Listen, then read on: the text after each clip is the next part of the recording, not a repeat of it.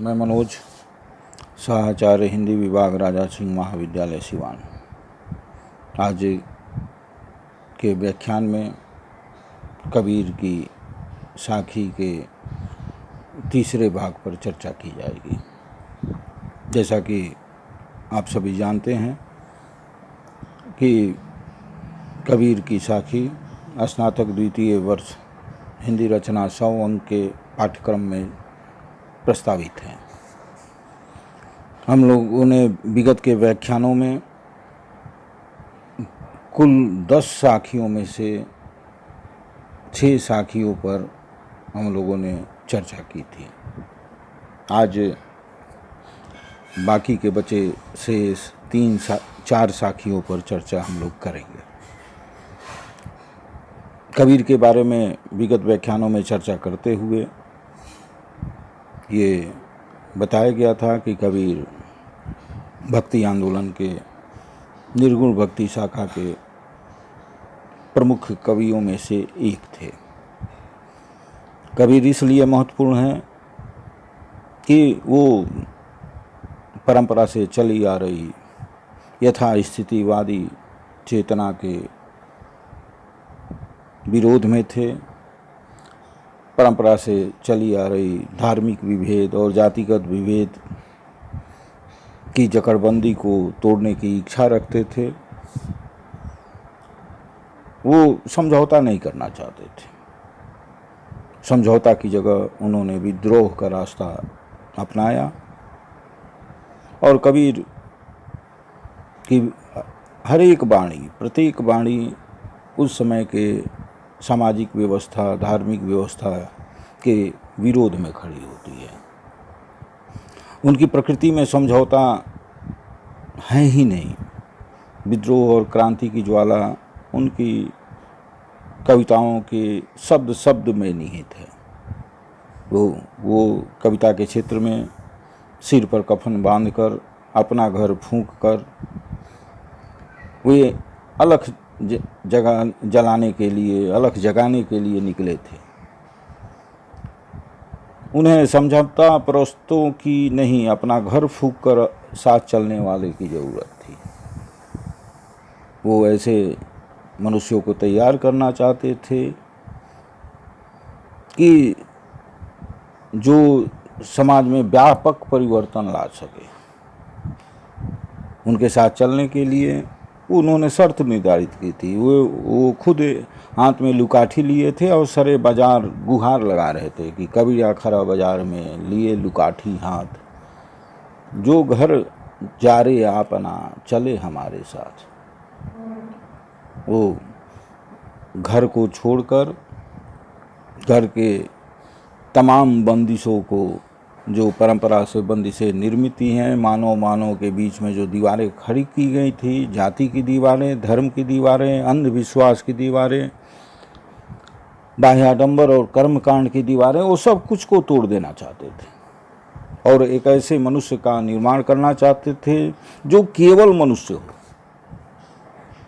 ईश्वर के प्रति आस्था हो, लेकिन तमाम तरह के ढकोसलों, बाह्याडंबरों, अंधविश्वासों पर उसका विश्वास न हो। उन्होंने एक ऐसे मानव धर्म का सपना देखा था जिसे अपनी विरासत के रूप में उन्होंने युग को दिया। आगे के युग में उनके इस सपने को कितना साकार हो पाया यह प्रश्न नहीं है, लेकिन उनकी जो चेतना थी, उनका जो सपना था, वो महत्वपूर्ण है। भक्ति आंदोलन में जो कबीर की क्रांतिकारिता है, विद्रोहिता है, वो उनके पूरे जीवन कवि कर्म में मौजूद रही है और वो कविता के सहारे अपने समय में के समाज में व्यापक परिवर्तन लाना चाहते थे। साखियाँ भी उसी परिवर्तन की कोशिश का परिणाम है। वो जो भी बात करते हैं तो शास्त्रीय बात नहीं करते हैं, पुस्तकीय बात नहीं करते हैं, अनुभव जन्य ज्ञान की कसौटी पर कसकर तार्किक बातें वो करते हैं। उन्होंने घोषणा भी की है कि मसी कागज छुयो नहीं, कलम न गह्यो हाथ। उन्होंने मसी कागज, स्याही और कागज़ को हाथ से स्पर्श नहीं किया, कलम हाथ में नहीं पकड़ा। तो वो अपनी अनपढ़ता को दंभ के साथ, गर्व के साथ घोषणा करते हैं। और साथ ही एक साखी में जिस पर हम लोगों ने चर्चा की थी कि पोथी पढ़ी पढ़ी जगमुआ पंडित भया न कोय, ढाई आखर प्रेम का पढ़े सो पंडित हो। शास्त्रीय ज्ञान, पुस्तकीय ज्ञान को एक ठोकर में नकार देते हैं। कहते हैं कि प्रेम ही महत्वपूर्ण है। किसी भी व्यक्ति में, किसी भी समाज में प्रेम अगर स्थित है तो समाज की, अच्छे समाज का निर्माण हो सकता है। बिना प्रेम के अच्छे समाज का निर्माण नहीं हो सकता।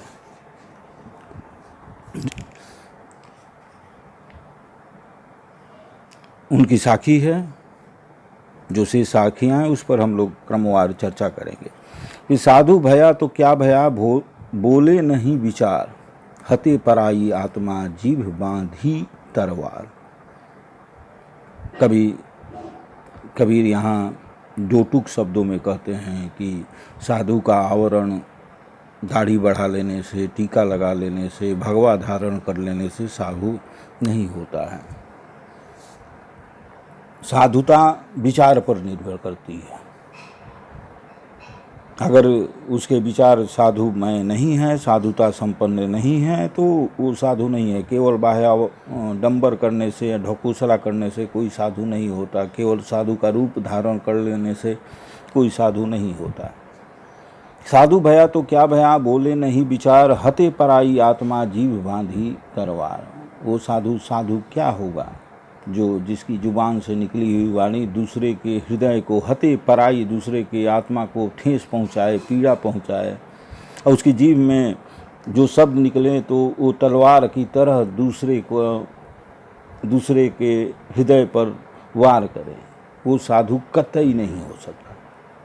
साधु होने के लिए ज़रूरी है विचार से साधु, मृदुभाषी, उसके हृदय में प्रेम होना चाहिए, उसके शब्दों से प्रेम प्रकट होना चाहिए, उसके हर एक वाक्यों से प्रेम का प्रसार होना चाहिए। साधुता की यही शर्त है।